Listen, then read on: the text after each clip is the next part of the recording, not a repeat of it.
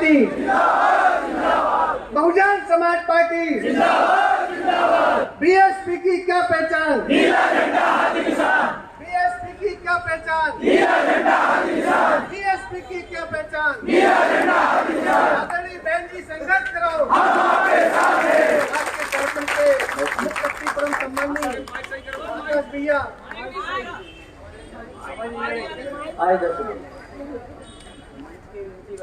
आज के इस कार्यक्रम के मुखिया परम सम्माननीय आकाश भैया अपनी बात रखेंगे। आप लोग जोरदार ताली बजा के साहब का सम्मान करेंगे। Bahujan Samaj party, Bahujan Samaj party. परम सम्माननीय आकाश भैया अपनी बात रखेंगे। सम्माननीय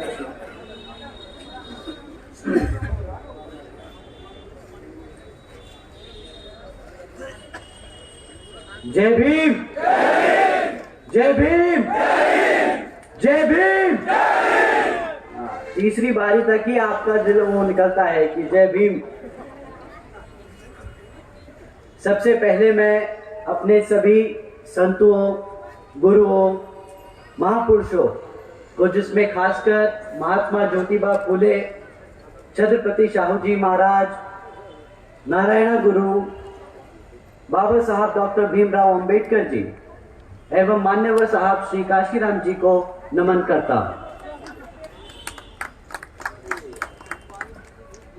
मान्यवर साहब श्री काशीराम जी के विचारों को देश के कोने कोने तक ले जाने वाली और सर समाज को शासन, प्रशासन व अनुशासन का उदाहरण देने वाली उनकी एकमात्र उत्तराधिकारी हमारी आदरणीय बहन कुमारी मायावती जी ही। उत्तर प्रदेश की चार बार मुख्यमंत्री, लोकसभा व राज्यसभा की कई बार सदस्य रही आदरणीय बहन कुमारी मायावती जी ने बाबा साहब डॉक्टर भीमराव अंबेडकर जी और मान्यवर साहब श्री काशीराम जी के मिशन के लिए अपना पूरा जीवन समर्पित कर दिया। और मुझे गर्व है कि मुझे ऐसे महान नेता के नेतृत्व में आज काम करने का मौका मिल रहा है। आदरणीय बहन कुमारी मायावती जी का मैं हार्दिक अभिनंदन और आभार व्यक्त करता हूं। मध्य प्रदेश की इस पावन धरती पर खड़े होकर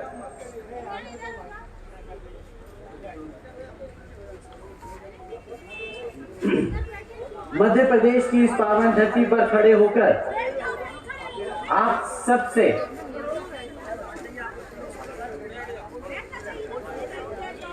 आप सब बैठ जाइए, आप सब इधर इस तरफ ये सब बैठ जाइए।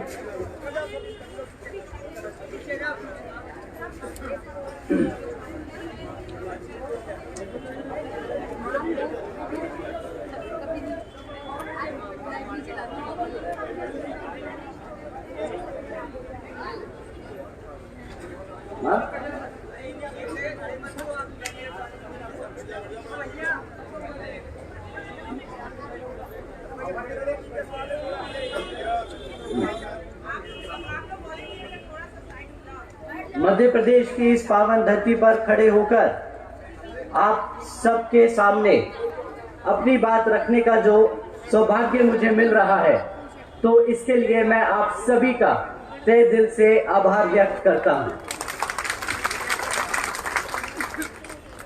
साथ ही साथ आज यहाँ हम सबके बीच में मंच पर मौजूद श्री रामजी गौतम जी का भी मैं धन्यवाद करना चाहता हूँ। वह पिछले कई वर्षों से इस मूवमेंट के लिए तन मन और पूरी निष्ठा से लगे हैं, परंतु यहाँ ये भी जग जाहिर है कि जितने तन मन व निष्ठा से श्री रामजी गौतम जी लगे हैं, उतनी ही तन मन व निष्ठा और जोर शोर से हमारे मध्य प्रदेश के सभी छोटे बड़े पदाधिकारी एवं प्रदेश कमेटी के सभी सदस्य और हमारी पार्टी के महत्वपूर्ण कार्यकर्ता व समर्थकों भी लोग बहुत जोर शोर से लगे हैं। मैं आप सभी का तहे दिल से शुक्रिया अदा करता हूं। आज मैं आपसे अपने एक दिल की बात कहना चाहता हूं। अगर आप इजाजत दे तो कहूं, तो सुनिए। बाबा साहब के दिखाए रास्ते, मान्यवर साहब के बताए तरीके और बहन जी के बेबाक अंदाज को हम सबको दिल और दिमाग से अपनाना होगा। मैं पूछता हूं, क्यों घबराते हो आप सब? मैं पूछता हूं, क्यों डरते हो तुम? अरे जब आप सबके सर पर जिस शेरनी का हाथ है, तो क्यों कमजोर महसूस करते हो तुम?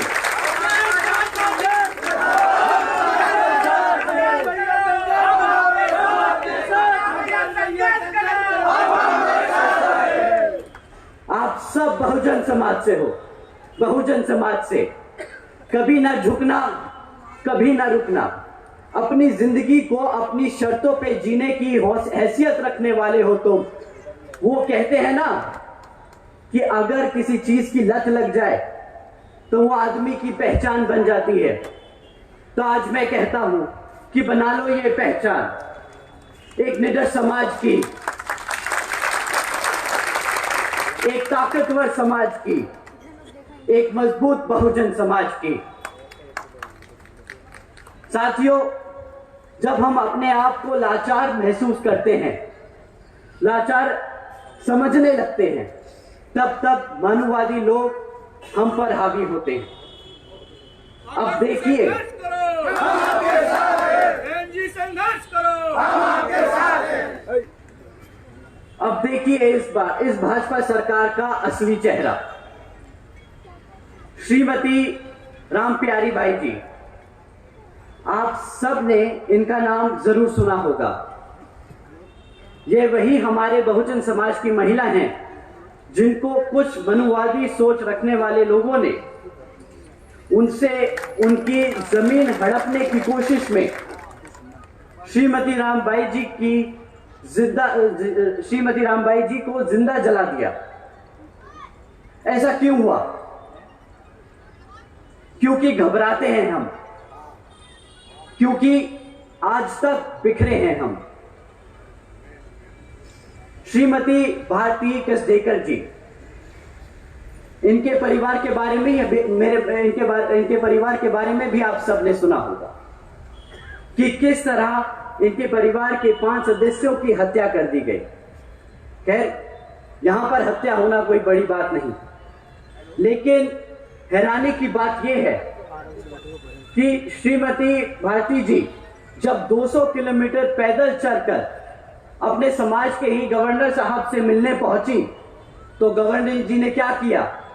उन्हें मिलने से भी इनकार कर दिया। ऐसा क्यों हुआ साथियों?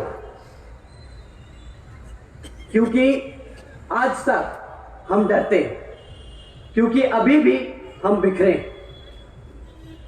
श्रीमती लीलाबाई जी, इनका नाम भी आप सब ने सुना होगा। श्रीमती लीलाबाई जी वही महिला है जिन्होंने अपने बच्चे को कोख में ही खो दिया। क्यों? क्योंकि एक अफवाह चली कि कुछ आदिवासी समाज के लोग धर्म परिवर्तन कर रहे हैं और कुछ मानववादी सोच रखने वाले लोगों को ये बात हजम नहीं हुई, तो अपना वर्चस्व बनाए रखने के गुरूर में श्रीमती लीलाबाई जी के घर में घुसकर उनके साथ हाथापाई कर उनके बच्चे को कोख में ही मार दिया। ऐसा क्यों हुआ? क्योंकि आज भी कमजोर महसूस करते हैं हम, क्योंकि बिखरे हैं हम। साथियों, सिर्फ एक बार एकजुट होकर तो देखो, एक बार सत्ता में आकर तो देखो, फिर मजाल है कि कोई हमारे समाज की तरफ आंख भी उठाकर देखे। आम्ही आकाशानंदी संघर्ष करो, आम्ही आकाशानंदी संघर्ष करो। साथियों, जो भाजपा सरकार अपने आप को नंबर 1 बताती है, तो शायद आपको जानकर हैरानी होगी कि हकीकत में यहां की भी भाजपा सरकार किन मामलों में नंबर 1 है। नंबर 1 है पूरे भारत में हमारे बहन बेटियों पर अत्याचार करने में। 350 से भी अधिक बलात्कार के केस सिर्फ पिछले 1 वर्ष में दर्ज किए गए। यहां पे नंबर 1 है भाजपा सरकार। नंबर 1 है पूरे भारत में हमारे बुजुर्गों पे अत्याचार करने में। यहां की भाजपा सरकार नंबर 1 है। नंबर 1 है पूरे भारत में हमारे एससी, एसटी, ओबीसी व धार्मिक अल्पसंख्यक समाज पर अत्याचार करने में। नंबर 1 है मध्य प्रदेश की भाजपा सरकार। इन बातों पर शर्म आए या गुस्सा अभी समझ नहीं आता। जब मैं सुनता हूं कि यहां के गृह मंत्री इन मामलों पर सफाई देते हैं ये कहकर कि मध्य प्रदेश में जुर्म इसलिए ज्यादा दिखता है क्योंकि यहां की पुलिस सारे केस दर्ज करती है, ये कहकर कौन सा एहसान जता रहे हैं यहां के लोग। क्योंकि जहां तक मुझे याद है, अगर आपको यहां की जनता किसी सरकारी पद पर बैठाती है तो फिर आप एक जनता के सेवक और एक सरकारी नौकर होते हैं। मैं कहता हूं अगर आपसे काम नहीं होता तो छोड़ दीजिए पद। और यही सवाल मैं यहां के मुख्यमंत्री से पूछता हूं। जब आप उसी समाज की सुरक्षा नहीं कर सकते जिसने आपको पिछले 15 वर्ष से ज्यादा यहां के तख्त पर बिठाकर रखा है, तो आपको भी कोई हक नहीं उस तख्त पर बैठने का। साथियों, ये गुस्सा मेरा व्यक्तिगत नहीं, यह नाराजगी मेरी व्यक्तिगत नहीं। दुखी हूं क्योंकि हमारे बहुजन समाज को जो मुख्यमंत्री के साथ साथ प्रधानमंत्री बनाने की हैसियत रखता है, ताकत रखता है, उसी समाज का शोषण होता है। और यह अकेले मध्य प्रदेश का हाल नहीं, बल्कि हर एक उस प्रदेश का हाल है जहां जहां पर भाजपा और कांग्रेस की सरकारें। यह फितरत है भाजपा की, धोखा देने की, कमजोरों पर अत्याचार और बहुजन समाज को दबा के रखने की। साथियों, इसी तरह है केंद्र की भाजपा सरकार। कुछ लोग मन की बात सुनाकर वोट ले गए आपका, और अब जब जनता परेशान और बेहाल है तो मन की ही बात सुनाकर बोलते हैं, अरे हम तो फकीर आदमी हैं, झोला उठाकर चल पड़ेंगे। केंद्र की सरकार का वादा करोड़ों नौकरियां देने का, केंद्र की सरकार का वादा महंगाई कम करने का, केंद्र की सरकार का वादा गरीबी खत्म करने का। क्या यहां बैठे मेरे साथी लोग, आप लोगों की लग गई नौकरियां? क्या आप लोगों के लिए हुई महंगाई कम? क्या आप लोगों की बढ़ी आमदनी? अरे साथियों, जो 10 करोड़ नौकरियां देने का वादा किया था ना, 10 करोड़ तो दूर, 5 करोड़ लगी हुई मैन्युफैक्चरिंग सेक्टर में जो नौकरी लगी थी, वो भी आज घटकर सिर्फ 2.5 करोड़ रह गई है। जो महंगाई का ढिंडोरा पीट रहे थे 2014 में और आम आदमी को एहसास जताने निकले थे कि भाई 50 रुपए का पेट्रोल बहुत महंगा है, भ्रष्ट है ये सरकार, आज उन्हीं सरकारों से पूछता हूं, क्यों भाई 100 रुपए का पेट्रोल आज महंगा नहीं लग रहा क्या? जो गरीबी खत्म करने निकले थे, आज नोटबंदी जैसे काम करके शायद गरीब को ही खत्म कर चुके हैं। 2014 में 2 करोड़ 70 लाख लोग जो गरीबी रेखा से नीचे थे, आज उनकी संख्या बढ़कर 13 करोड़ से ज्यादा हो चुकी है। हम सबको पूछना होगा यहां के प्रधानमंत्री से, क्यों अब ऐसे ही भारत की इकोनॉमी बनेगी $5 ट्रिलियन की? मैं अगर सही मायने में समझता हूं तो केंद्र की सरकार को बहुजन समाज को मुफ्त में राशन देने जैसी योजनाएं चलाने की कोई जरूरत नहीं।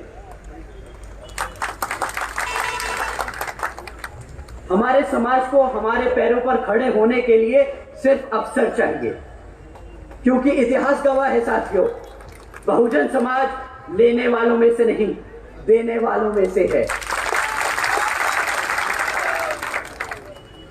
आज हम भाजपा सरकार को मन की बात नहीं, कुछ काम की बात समझाना चाहते हैं। एक लीडर होता कैसा है, एक मुख्यमंत्री होता कैसा है, और एक प्रधानमंत्री को होना कैसा चाहिए। बहन जी ने कानून व्यवस्था के साथ साथ राज्य के सामाजिक व्यवस्था के लिए भी अनेकों कार्य किए।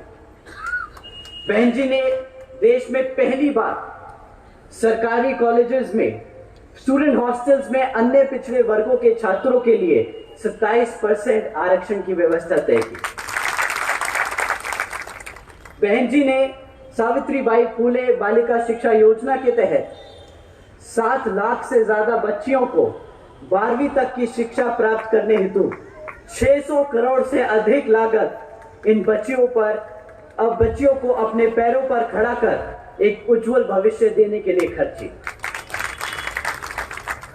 बहन जी ने महामाया गरीब बालिका आशीर्वाद योजना के तहत 3,25,000 बच्चियों को 1-1 लाख रुपए सीधा उनके बैंक खातों में देने का काम किया।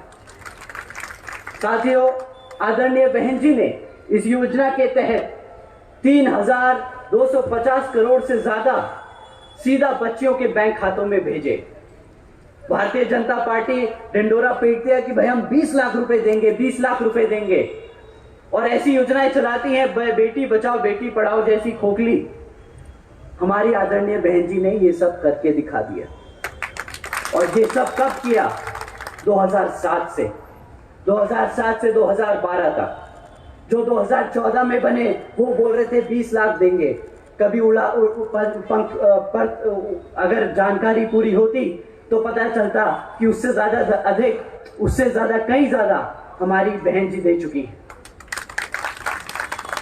आदरणीय बहन जी ने अपने शासनकाल में 12,500 करोड़ की लागत से हमारे SC, ST व OBC, साथ ही साथ आदिवासी समाज के 3,50,000 से ज्यादा परिवारों को महामाया आवास योजना के तहत अपना खुद का घर दिया। आदरणीय बहन जी ने अपने शासनकाल में 2,60,000 से ज्यादा भूमिहीन परिवारों को 1,45,000 से ज्यादा एकड़ जमीन का मालिकाना हक दिलाया। साथ ही साथ आदरणीय बहन कुमारी मायावती जी ने अपने शासनकाल में 1 लाख से अधिक सफाई कर्मचारियों की भर्ती की। 2 लाख से अधिक जवानों को पुलिस फोर्स में भर्ती किया। 90,000 से ज्यादा शिक्षकों को सरकारी नौकरी दी। और साथ ही साथ आपको जानकर यह हैरानी होगी कि रोजगार के मौके तब दिए गए जब पूरी दुनिया मंदी के दौर से गुजर रही थी। एक तरफ लोगों को नौकरियों से निकाला जा रहा था और दूसरी तरफ आदरणीय बहन कुमारी मायावती जी उत्तर प्रदेश में लोगों को लाइन से लगाकर नौकरियां दे रही हैं। यही है असल मायने में सर्जन हिताय व सर्जन सुखाय की नीति।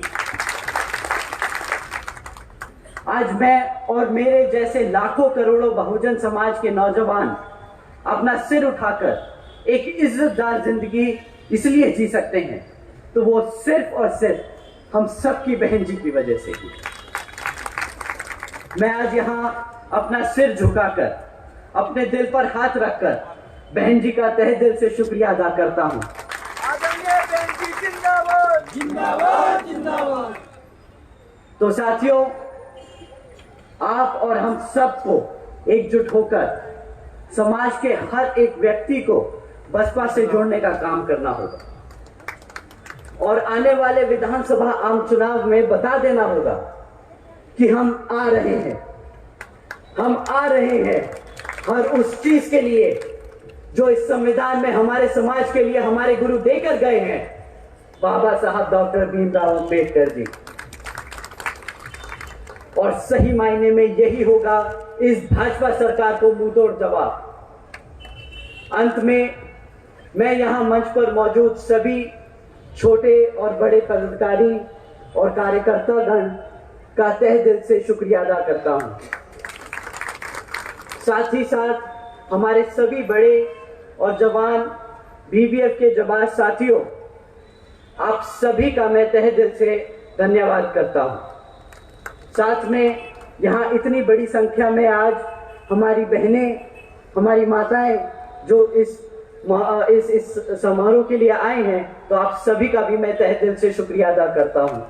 जय भीम, जय भारत, जय बहन जी। समाज पार्टी जिंदाबाद, समाज पार्टी जिंदाबाद, मेरा जागा है। बैठे रहिएगा अपने स्थान पर। माननीय आकाश भैया संघर्ष करो, माननीय आकाश भैया संघर्ष करो, माननीय आकाश भैया संघर्ष करो। बैठ जाइएगा अपने स्थान पर, बैठे रहिएगा।